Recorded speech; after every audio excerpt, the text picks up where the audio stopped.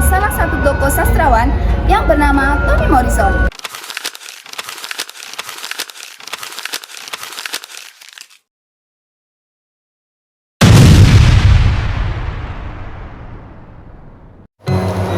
Pada video kali ini saya akan membahas tentang biografi Toni Morrison. Simak baik-baik ya. Toni Morrison lahir dengan nama Chloe Anthony Wofford pada 18 Februari 1931 di Lorraine, Idaho, Amerika Serikat. Ia berasal dari keluarga pekerja Afrika Amerika. Sejak kecil, Morrison telah akrab dengan cerita rakyat, lagu-lagu tradisional, dan kisah-kisah yang diwariskan secara lisan oleh keluarganya. Dia menempuh pendidikan di Howard University dan memperoleh gelar sarjana pada tahun 1953. Selanjutnya, dia melanjutkan studi magister di Cornell University. Setelah menyelesaikan pendidikannya, Morrison bekerja sebagai dosen di beberapa perguruan tinggi seperti Texas Southern University dan Howard University. Selain menjadi akademisi, Morrison juga bekerja sebagai editor di Random House. Dalam perannya tersebut, dia membantu menerbitkan karya-karya penulis Afrika Amerika, sehingga memberikan ruang yang lebih luas bagi suara-suara yang selama ini kurang mendapat perhatian. Nah, Toni Morrison itu wafat pada 5 Agustus 2019 di Bronx, New York. Pada tahun 1993, dia menjadi perempuan kulit hitam pertama yang memperoleh Nobel Prize in Literature.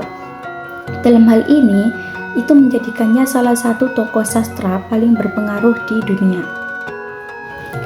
Nah, selanjutnya yaitu proses kreatif Toni Morrison. Nah, proses kreatif Toni Morrison itu dipengaruhi oleh pengalaman hidupnya sebagai perempuan Afrika Amerika. Dia banyak memanfaatkan sejarah, ingatan kolektif, cerita rakyat, serta pengalaman masyarakat kulit hitam sebagai sumber inspirasi. Nah, Morrison itu dikenal sebagai penulis yang disiplin ketika masih membesarkan kedua anaknya sebagai ibu tunggal. Dia sering menulis pada dini hari sebelum melakukan aktivitas sehari-hari. Dia menyusun catatan, bahkan silsilah tokoh, serta rancangan cerita secara rinci.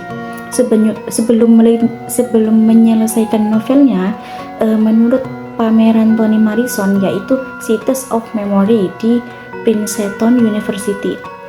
Proses kreatif Morrison itu melibatkan penggunaan catatan kecil, agenda harian, serta berbagai draft yang menunjukkan bahwa karya-karyanya itu lahir melalui proses panjang dan teliti. Dalam menulis, Morrison berupaya membebaskan tokoh-tokoh kulit hitam dari sudut pandang dominan masyarakat kulit putih. Dia menghadirkan pengalaman manusia secara utuh, kompleks, dan bermartabat. Yang ketiga yaitu karya yang dihasilkan oleh Toni Morrison. Ada beberapa karya penting Toni Morrison, yaitu seperti gambar yang sudah saya lampirkan.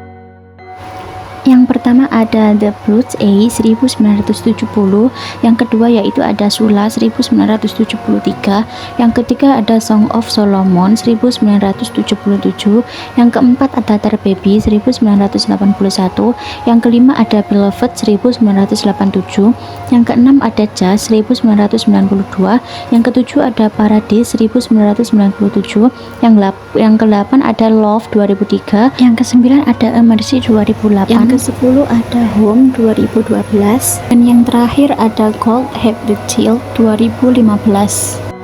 Nah, selain novel, Morrison juga menulis buku anak-anak, esai, drama, dan karya non-fiksi seperti yang sudah saya cantumkan. Yang pertama yaitu ada Playing in the Dark, Witness and the Literary Imagination 1992. Nah, buku ini itu berisi analisis Morrison tentang bagaimana sastra Amerika itu menggambarkan rasa dan identitas kulit hitam. Yang kedua yaitu ada Remember, The Journey to School Integration 2004. Nah, buku tersebut itu menjelaskan perjuangan anak-anak Afrika Amerika dalam memperoleh hak pendidikan. Dan yang terakhir yaitu The Sword of Self-Regard 2019. Nah, kumpulan esai, pidato, dan refleksi Morrison mengenai sastra, budaya, politik, dan kemanusiaan. Nah, karya-karya tersebut itu banyak mengangkat tema identitas, rasisme, trauma sejarah, cinta, keluarga, dan perjuangan menemukan jati diri. Pandangan kritikus tentang Toni Morrison. Lah, sebagian besar kritikus ini memandang Toni Morrison ini sebagai salah satu novelis terbesar pada abad ke-20. Britannica juga menyebut bahwa Toni Morrison ini sebagai penulis yang berhasil menggambarkan pengalaman masyarakat kulit hitam Amerika melalui prosa yang sangat puitis, penggunaan unsur mitos, serta kekuatan-kekuatan imajinasi yang sangat luar biasa. Selanjutnya ada ulasan karya monumental Beloved pada tahun 1987. Yang pertama, sinopsis singkat. Beloved menceritakan kehidupan Sete, seorang perempuan mantan budak yang melarikan diri dari perbudakan. Trauma masa lalunya terus menghantui kehidupannya, terutama setelah ia mengambil keputusan tragis demi menyelamatkan anaknya dari kekejaman sistem perbudakan. Selanjutnya ada kelebihan karya. Nah, yang pertama ini mengangkat sejarah yang terlupakan. Jadi novel ini tuh menghadirkan sisi kemanusiaan korban perbudakan yang sering kali tidak tercatat secara mendalam dalam sejarah yang resmi. Yang kedua ada gaya bahasa yang puitis. Jadi Toni Morrison ini menggunakan bahasa yang indah, simbolis, dan emosional sehingga mampu membuka empati para pembaca. Yang ketiga, struktur naratif yang kompleks. Jadi, alur cerita ini itu disusun secara tidak linear sehingga memperlihatkan bagaimana trauma bekerja dalam ingatan manusia. Yang keempat, kedalaman psikologis tokoh. Nah, jadi tokoh Sete ini digambarkan sebagai sosok yang kompleks. Pembaca tidak hanya diajak memahami konflik batin dan dilema moral yang dihadapinya. Sekian penjelasan dari kami tentang salah satu sastrawan yang bernama Toni Morrison. Bye-bye semua, terima kasih. I just had to let you know you're